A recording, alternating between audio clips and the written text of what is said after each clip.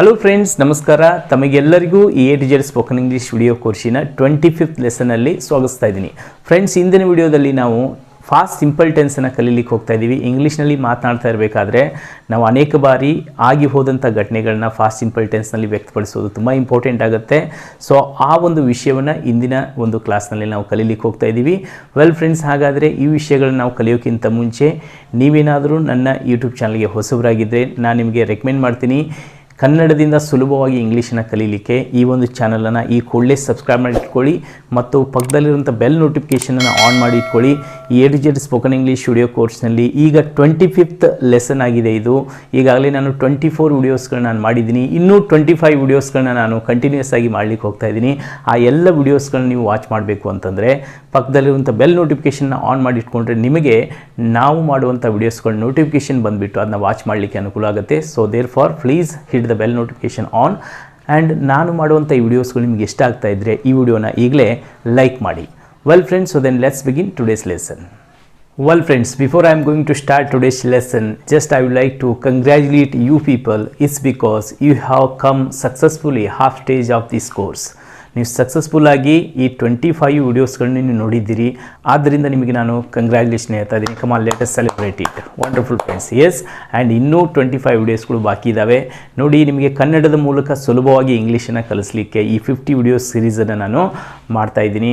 I hope you are enjoying this video series. Past simple tense, actually ನಾವು past simple ಟೆನ್ಸನ್ನು ನಾವು use ಮಾಡೋದು ಮುಗಿದಂತಹ ಆ್ಯಕ್ಷನ್ಸ್ಗಳನ್ನ ಹೇಳಲಿಕ್ಕೆ. ಅಂದರೆ ಈ ಹಿಂದೆ ಭೂತಕಾಲದಲ್ಲಿ ಆಗಿ ಹೋದಂಥ ಘಟನೆಗಳನ್ನ ನಾವು ಮಾತನಾಡಬೇಕಾದಾಗ ನಾವು ಫಾಸ್ಟ್ ಸಿಂಪಲ್ ಟೆನ್ಸನ್ನು ಯೂಸ್ ಮಾಡ್ತೀವಿ. ಅದು 1 ನಿಮಿಷಕ್ಕಿಂತ ಮುಂಚೆ ಇರ್ಬೋದು, ಅಥವಾ 5 ನಿಮಿಷಕ್ಕಿಂತ ಮುಂಚೆ ಇರ್ಬೋದು, 10 ನಿಮಿಷಕ್ಕಿಂತ ಮುಂಚೆ ಇರ್ಬೋದು, ಅಥವಾ 1 ದಿನದ ಹಿಂದೆ ಇರ್ಬೋದು, 1 ವಾರದ ಹಿಂದೆ ಇರ್ಬೋದು, 1 ವರ್ಷದ ಹಿಂದೆ ಇರ್ಬೋದು, 100 ವರ್ಷಗಳ ಹಿಂದಿನ ಒಂದು ವಿಷಯಗಳು ಸಹ ಇರ್ಬೋದು. ಅವೆಲ್ಲವುಗಳನ್ನು ನಾವು ಫಾಸ್ಟ್ ಸಿಂಪಲ್ ಟೆನ್ಸ್ನಲ್ಲಿ ಮಾತಾಡಬೇಕಾಗುತ್ತೆ. ಫ್ರೆಂಡ್ಸ್, ಈ ಒಂದು ಟೆನ್ಸ್ನಲ್ಲಿ ನಾವು ಸೆಂಟೆನ್ಸ್ಗಳನ್ನ ರಚನೆ ಮಾಡಬೇಕು ಅಂತಂದರೆ ಇಲ್ಲಿ ಫಾರ್ಮುಲಾ ಬರುತ್ತೆ. ಸೊ ಫಾರ್ಮುಲಾ ಇಲ್ಲಿ ನಾನು 5 ಫಾರ್ಮುಲಾಗಳನ್ನು ಬರೆದಿದ್ದೀನಿ. ಏಕೆ ಅಂತಂದರೆ ನಾವು ಮಾತನಾಡ್ತಾ ಇರಬೇಕಾದ್ರೆ ಕೆಲವೊಮ್ಮೆ ಪಾಸಿಟಿವ್ ಸೆಂಟೆನ್ಸನ್ನು ಮಾತನಾಡ್ತೀವಿ, ಆ್ಯಂಡ್ ದೆನ್ ನೆಗೆಟಿವ್ ಸೆಂಟೆನ್ಸನ್ನು ಮಾತಾಡ್ತೀವಿ, ಆ್ಯಂಡ್ ದೆನ್ ಪಾಸಿಟಿವ್ ಕ್ವಶನ್ಸು ಮಾತಾಡ್ತೀವಿ, ನೆಗೆಟಿವ್ ಕ್ವಶನ್ಸು ಮಾತಾಡ್ತೀವಿ, WH ಕ್ವಶನ್ಸು ಮಾತಾಡ್ತೀವಿ. Yes or no? ಆದ್ದರಿಂದ ಇಲ್ಲಿ 5 ಫಾರ್ಮುಲಾಸ್ಗಳು ನಾನು ಬರೆದಿದ್ದೀನಿ. ಸೊ ಫಸ್ಟ್ ಫಾರ್ಮುಲಾ ಬಂದುಬಿಟ್ಟು ಪಾಸಿಟಿವ್ ಸೆಂಟೆನ್ಸ್ಗೆ ನೋಡಿ, ಫಸ್ಟ್ ಸಬ್ಜೆಕ್ಟ್ ಬರುತ್ತೆ, ಅದಾದಮೇಲೆ V2 ಆ್ಯಂಡ್ ದೆನ್ ಪ್ಲಸ್ ಲಾಸ್ಟಿಗೆ ಆಬ್ಜೆಕ್ಟ್ ಬರುತ್ತೆ. Do remember my dear friends, ನೀವು ಕ್ರಿಯಾಪದದಲ್ಲಿ V1, V2, V3ಗಳನ್ನು ಏನು ಕಲ್ತಿದ್ರಿ ನೋಡಿ, ನಾನು ಪ್ರೊಬಲಿ ನಿಮಗೆ ಅದನ್ನು 9th ವಿಡಿಯೋದಲ್ಲಿ 9th or 8th ವಿಡಿಯೋದಲ್ಲಿ ಎಕ್ಸ್ಪ್ಲನೇಷನ್ ಮಾಡಿದ್ದೀನಿ. ನೀವು ಕ್ರಿಯಾಪದಗಳ ಒಂದು ವಿಡಿಯೋನ ನೋಡಿಲ್ಲ ಅಂತಂದರೆ ನಾನು ನಿಮಗೆ ರೆಕಮೆಂಡ್ ಮಾಡ್ತೀನಿ, ಪ್ಲೇಲಿಸ್ಟ್ನಲ್ಲಿ ಹೋಗಿಬಿಟ್ಟು ಆ ವಿಡಿಯೋನ ವಾಚ್ ಮಾಡಿ. ಅದರಲ್ಲಿ ನಾನು ನಿಮಗೆ ಕ್ರಿಯಾಪದಗಳಿಗೆ 3 ರೂಪಗಳು ಇರ್ತವೆ ಅಂತಂದು ಹೇಳಿದ್ದೆ, V1, V2, V3. Okay, V1ನ present tense ಅಂತಂದು ಹೇಳ್ತೀವಿ, V2ನ ನಾವು ಫಾಸ್ಟ್ ಟೆನ್ಸ್ ಅಂತಂದು ಹೇಳ್ತೀವಿ, V3ನ ನಾವು ಫಾಸ್ಟ್ ಪಾರ್ಟಿಸಿಪಲ್ ಅಂತಂದು ಹೇಳ್ತೀವಿ. ಸೊ ಈಗ ನಾವು V1ನ ಪ್ರೆಸೆಂಟ್ ಸಿಂಪಲ್ ಟೆನ್ಸ್ನಲ್ಲಿ ಯೂಸ್ ಮಾಡಿದ್ದೀವಿ, ಆ್ಯಂಡ್ ದೆನ್ V3ನ ನಾವು ಪ್ರೆಸೆಂಟ್ ಪರ್ಫೆಕ್ಟ್ ಟೆನ್ಸ್ನಲ್ಲಿ ನಾವು ಈಗಾಗಲೇ ನಾವು ಯೂಸ್ ಮಾಡಿದ್ದೀವಿ. ಈಗ V2 ಅಂತನ್ನೋದು ಯೂಸ್ ಆಗೋದು ಎಸ್ಪೆಷಲಿ 12 ಟೆನ್ಸಸ್ಗಳಲ್ಲಿ only in a past simple tense ಮಾಡಿ ಫ್ರೆಂಡ್ಸ್. ಓಕೆ, ಈಗ ಫಾರ್ ಎಕ್ಸಾಂಪಲ್ ಗೋ ಇದ್ದಿದ್ದು ಇದರ V2 ಬಂದುಬಿಟ್ಟು went. So go, went, gone. ಇಲ್ಲಿ ವೆಂಟ್ ಅನ್ನೋದು V2 ಆಗುತ್ತೆ. ಸಿಂಗ್, ಸ್ಯಾಂಗ್, ಸಂಗ್. ಇಲ್ಲಿ ಸ್ಯಾಂಗ್ ಅಂತ ಅನ್ನೋದು V2 ಆಗುತ್ತೆ. Drink, drank, drunk. ಇಲ್ಲಿ ಡ್ರ್ಯಾಂಕ್ ಅನ್ನೋದು V2 ಆಗುತ್ತೆ. ಈಟ್, ಏಟ್, ಈಟನ್. ಇಲ್ಲಿ ಏಟ್ ಅಂತ ಅನ್ನೋದು V2 ಆಗುತ್ತೆ. ಹೀಗೆ V2ಗಳನ್ನು ನಾವು ಯೂಸ್ ಮಾಡೋದು ಅಂದರೆ ಕ್ರಿಯಾಪದದ ಭೂತಕಾಲದ ರೂಪವನ್ನು ನಾವು ಯೂಸ್ ಮಾಡೋದು ಈ ಒಂದು ಟೆನ್ಸ್ನಲ್ಲಿ ಮಾತ್ರ. ಸೊ ಫಸ್ಟ್ ನೀವು ಪಾಸಿಟಿವ್ ಸೆಂಟೆನ್ಸ್ನಲ್ಲಿ ವಾಕ್ಯಗಳ ರಚನೆ ಮಾಡಬೇಕಾದಾಗ ನೀವು V2ನ ಯೂಸ್ ಮಾಡಬೇಕಾಗತ್ತೆ. ಆ್ಯಂಡ್ ನೆಗೆಟಿವ್ ಸೆಂಟೆನ್ಸ್ ಮಾಡಬೇಕಾದ್ರೆ ನೋಡಿರಿ, subject plus helping verb plus helping ವರ್ಬ್ಗೆ ಅದಕ್ಕೆ ನಾಟ್ ಬರುತ್ತೆ, ಮತ್ತು ನಾವು ಅಲ್ಲಿ V1ನ ಯೂಸ್ ಮಾಡಿ ಪ್ಲಸ್ ಆಬ್ಜೆಕ್ಟನ್ನು ಹಚ್ಚಬೇಕು. ಆ್ಯಂಡ್ ನೆನಪಲ್ಲಿ ಇಟ್ಕೊಳ್ಳಿ, ಇಲ್ಲಿರೋದು ನಮಗೆ ಒಂದೇ ಒಂದು helping verb, that is did. Okay, ಈ ಡಿಡ್ಡನ್ನು ನಾವು ಎಲ್ಲ ಪರ್ಸನ್ಸ್ಗಳಿಗೂ ಯೂಸ್ ಮಾಡ್ತೀವಿ, ಅಂದರೆ to the all persons we use did only. Okay, ಈಗ ಐ ಇರ್ಬೋದು, I did, you did, they did, we did, he did, she did, it did. ಈ ರೀತಿ ಎಲ್ಲ ಪರ್ಸನ್ಸ್ಗಳಲ್ಲೂ ನಾವು ಡಿಡ್ ಅನ್ನೋದನ್ನು ನಾವು ಯೂಸ್ ಮಾಡ್ತೀವಿ. ಆ್ಯಂಡ್ ದೆನ್ ಇಲ್ಲಿ ಹೆಲ್ಪಿಂಗ್ ವರ್ಬ್ ಬಂದುಬಿಟ್ಟು I think you might have remembered when you were learning present simple tense. So on that time there were 2 helping verbs. Yes, so first one is the do and then second one is does. So there we use to use the do to the I, it means first person, and then second person, and plus plural forms, right? And then does was used for the he, she, it means third person singular form. So in present simple tense we use two helping verbs, but my dear friends, in past simple tense there is only one helping verb. There is no confusion, which is that did. He did ಅನ್ನೋದನ್ನ ಎಲ್ಲದಕ್ಕೂ ನಾವು ಇಲ್ಲಿ ಬಳಸಬೇಕು. And you must remember, helping verb is used for only making negative sentences and as well as in questions. So the helping verb did is not used, okay, in a positive sentence.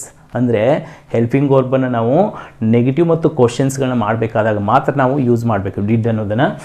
Positive ಸೆಂಟೆನ್ಸ್ನಲ್ಲಿ did ಅನ್ನೋದು ಬರಲ್ಲ. Is it clear my dear friends? Very important. ಈಗ ನಾನು ವಾಕ್ಯಗಳನ್ನ ಹೇಳಬೇಕಾದ್ರೆ ಈ ಫಾರ್ಮುಲಾಸ್ಗಳನ್ನು ನಿಮಗೆ ನಾನು explanation ಮಾಡ್ತೀನಿ, ಆವಾಗ ನಿಮಗೆ ಅದು ಗೊತ್ತಾಗುತ್ತೆ. ನೆಕ್ಸ್ಟ್ ಈಗ ಪಾಸಿಟಿವ್ ಕ್ವಶನ್ಸನ್ನು ಮಾಡಬೇಕಾದ್ರೆ ಹೆಲ್ಪಿಂಗ್ ವರ್ಬ್ ಫಸ್ಟಿಗೆ ಬರುತ್ತೆ, ಪ್ಲಸ್ V1 ಬರುತ್ತೆ. ನೆಗೆಟಿವ್ ಕ್ವಶನ್ಸ್ಗಳಿಗೆ ಹೆಲ್ಪಿಂಗ್ ವರ್ಬ್ ಫಸ್ಟ್ ಬಂದು ಅದಕ್ಕೆ ನಾಟ್ ಇರುತ್ತೆ, plus subject plus V1. And then WH ವರ್ಡನ್ನು ಅಂದರೆ WH ಕ್ವಶನ್ನ ಮಾಡಬೇಕಾದಾಗ WH ವರ್ಡ್ ಫಸ್ಟನ್ನು ನಾವು ಯೂಸ್ ಮಾಡಬೇಕು.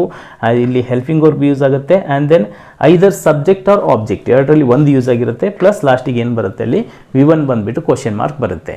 So these are the formulas. Have you understood? Yes. And then ಇಲ್ಲಿ ನೀವು ಇನ್ನೂ ಒಂದು ವಿಷಯವನ್ನು ನೀವು ನೆನಪಲ್ಲಿ ಇಟ್ಕೊಳ್ಬೇಕು.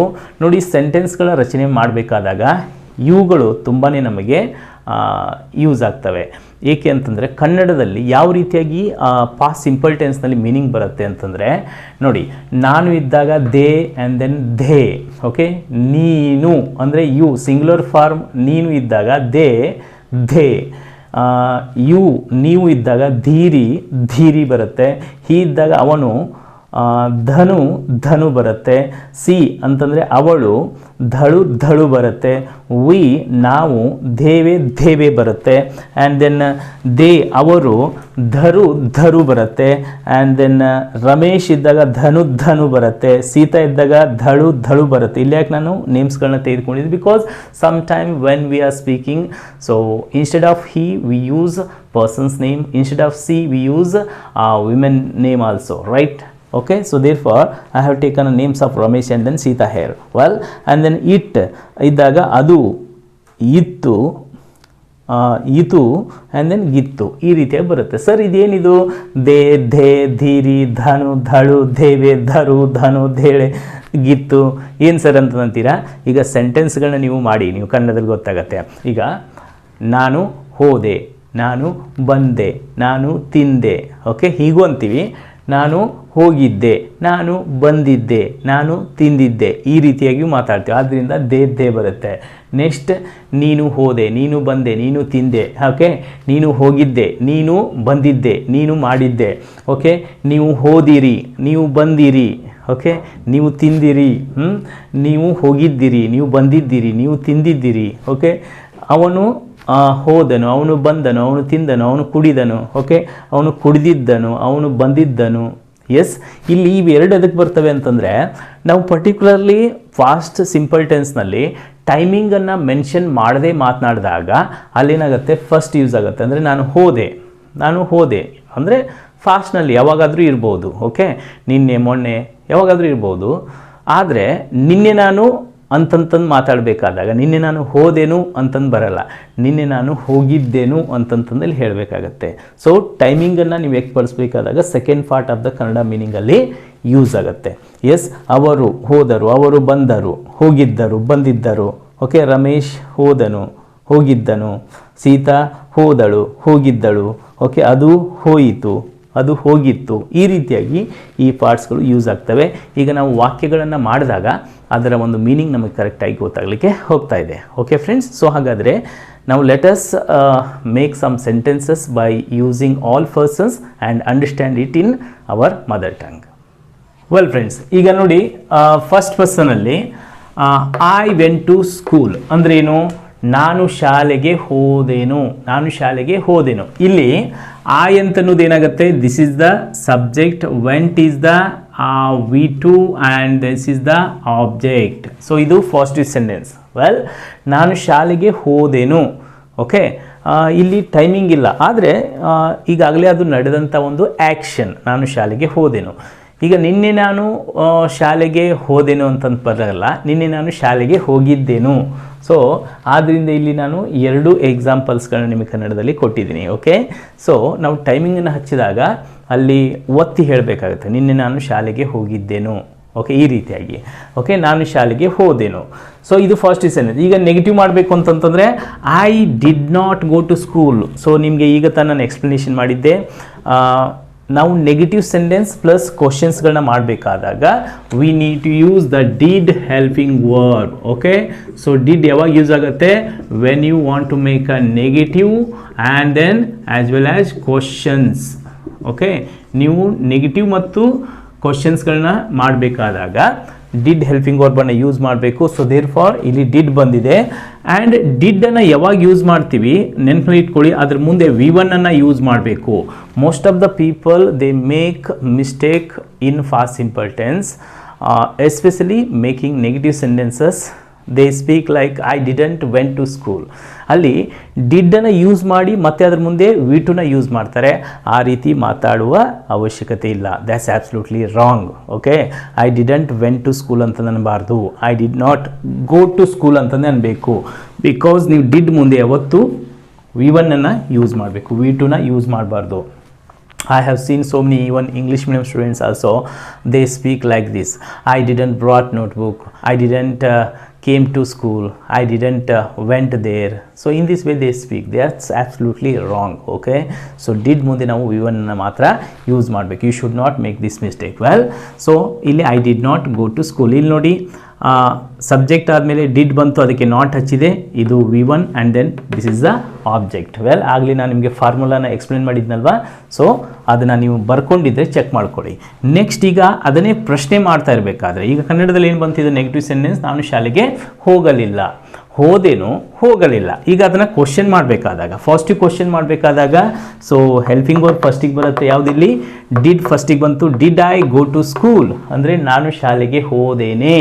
ಎಸ್, ಈಗ ಅದನ್ನು ನೀವು ನೆಗೆಟಿವ್ ಕ್ವಶನ್ ಮಾಡಬೇಕಾದಾಗ ಡಿಡ್ಗೆ ನಾಟ್ ಬರುತ್ತೆ. ಓಕೆ, ಹೆಲ್ಪಿಂಗ್ ವರ್ಬ್ಗೆ ನಾಟ್ ಹಚ್ಚಬೇಕು, didn't. So didn't is the short form of did not. Okay, ಇಲ್ಲಿ ಡಿಡ್ ನಾಟ್ ಅನ್ನೋದನ್ನು ನಾವು ಡಿಡಂಟ್ ಅಂತ ಶಾರ್ಟ್ ಆಗಿ ಹೇಳ್ತೀವಿ. Well, didn't I go to school, ನಾನು ಶಾಲೆಗೆ ಹೋಗಲಿಲ್ಲವೇ. ಈಗ ಅದನ್ನೇ WH ಕ್ವಶನಲ್ಲಿ ವೇರ್ WH ವರ್ಡ್ ಬಂತು, ಹೆಲ್ಪಿಂಗ್ ವರ್ಬ್ ಬಂತು, ಸಬ್ಜೆಕ್ಟ್ ಬಂತು ಆ್ಯಂಡ್ ದೆನ್ V1 ಬಂತು. ವೇರ್ ಡಿಡ್ ಐ ಗೋ, ನಾನು ಎಲ್ಲಿಗೆ ಹೋದೆನು. ಓಕೆ, ಸರಿ, ಹಾಗಾದರೆ ಇದನ್ನ ನನ್ನ ಜೊತೆ ಒಂದ್ಸತಿ ಪ್ರಾಕ್ಟೀಸ್ ಮಾಡಿ. I went to school. Come on, say, open your mouth and then speak up, my dear friends. Until and unless you practice, you are not going to perfect in spoken English. Okay, see, by simply watching the videos or simply writing the things and simply reading English, you know, you are not going to learn spoken English. Only thing is that you may become perfect in writing and reading, but in speaking you are not going to become perfect. So for spoken English it needs a practice, constant practice, my dear friends. Okay, open your mouth and speak with me. I went to school. ನಾನು ಶಾಲೆಗೆ ಹೋದೆನು. I didn't go to school. Still you are watching. See, I have already told you. Come on, be practical. Come on, ಮಾತಾಡಿ. Yes, I didn't go to school. ನಾನು ಶಾಲೆಗೆ ಹೋಗಲಿಲ್ಲ. Did I go to school? ನಾನು ಶಾಲೆಗೆ ಹೋದೆನೆ. Didn't I go to school? ನಾನು ಶಾಲೆಗೆ ಹೋಗಲಿಲ್ಲವೇ. Where did I go? ನಾನು ಎಲ್ಲಿಗೆ ಹೋದೆನು. Have you understood first person, my dear friends? So now let us see second person and then rest of the person sentences. Well friends, so now let us see the second person singular form first. You went to school. ಅಂದರೆ ನೀನು ಶಾಲೆಗೆ ಹೋದೆ. Okay, ಇದು first sentence. ಈಗ ಇದನ್ನು negative ಮಾಡಬೇಕು ಅಂತಂದರೆ you did not go to school. ಏಕೆಂತಂದರೆ ಡಿಡ್ಡನ್ನು ಯೂಸ್ ಮಾಡಬೇಕಲ್ವ. You did not go to school, ನೀನು ಶಾಲೆಗೆ ಹೋಗಲಿಲ್ಲ. ಓಕೆ, ಈಗ ಇದನ್ನೇ ಕ್ವಶನ್ ಮಾಡಬೇಕು ಅಂತಂದರೆ did you go to school, ನೀನು ಶಾಲೆಗೆ ಹೋದೆಯೇ ಅಥವಾ ಹೋದಿಯಾ. Didn't you go to school, ನೀನು ಶಾಲೆಗೆ ಹೋಗಲಿಲ್ಲವೇ. ಹಾಗಾದರೆ ನೀನು ಎಲ್ಲಿಗೆ ಹೋದೆ. Where did you go. Okay, ಅಂದರೆ you singular form. And then ಅದೇ ರೀತಿ ಈಗ ಫ್ಲೂರಲ್ ಫಾರ್ಮ್ ಯು ಅನ್ನು ಬಹುವಚನವನ್ನಾಗಿ ನಾವು ಯೂಸ್ ಮಾಡಿದಾಗ ಸೇಮ್ ಬರುತ್ತೆ. ಯು ವೆಂಟ್ ಟು ಸ್ಕೂಲ್ ಅಂತಲೇ ಬರುತ್ತೆ, ಆದರೆ ಇಲ್ಲಿ ಏನು ಬರುತ್ತೆ, ನೀನು ಬದಲಾಗಿ ನೀವು ಅಂತಂದು ಬರುತ್ತೆ. ನೀವು ಶಾಲೆಗೆ ಹೋದಿರಿ. Yes, you did not go to school, ನೀವು ಶಾಲೆಗೆ ಹೋಗಲಿಲ್ಲ. Did you go to school, ನೀವು ಶಾಲೆಗೆ ಹೋದಿರಾ.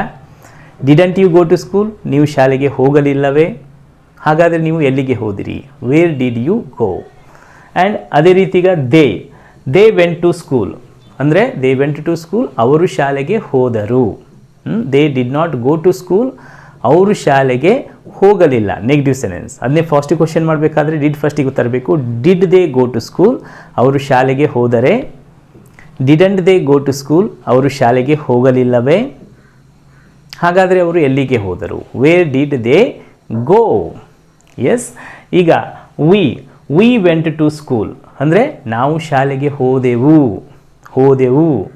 ನಾವು ಶಾಲೆಗೆ ಹೋಗಲಿಲ್ಲ. We did not go to school. Question ಮಾಡಬೇಕಾದ್ರೆ did we go to school, ನಾವು ಶಾಲೆಗೆ ಹೋದೆವೇ.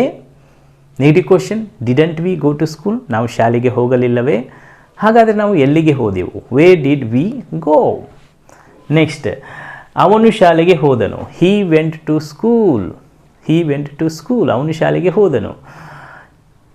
ಹಿ did not go to school, ಅವನು ಶಾಲೆಗೆ ಹೋಗಲಿಲ್ಲ. Did he go to school, ಅವನು ಶಾಲೆಗೆ ಹೋದನೆ. Didn't he go to school, ಅವನು ಶಾಲೆಗೆ ಹೋಗಲಿಲ್ಲವೇ. So then where did he go, ಅವನು ಎಲ್ಲಿಗೆ ಹೋದನು. ಎಸ್. ಅದೇ ರೀತಿ ಈಗ ಸಿ ವೆಂಟ್ ಟು ಸ್ಕೂಲ್ ನೋಡಿ, ಅವಳು ಶಾಲೆಗೆ ಹೋದಳು. She did not go to school, ಅವಳು ಶಾಲೆಗೆ ಹೋಗಲಿಲ್ಲ. Did she go to school, ಅವಳು ಶಾಲೆಗೆ ಹೋದಳೆ.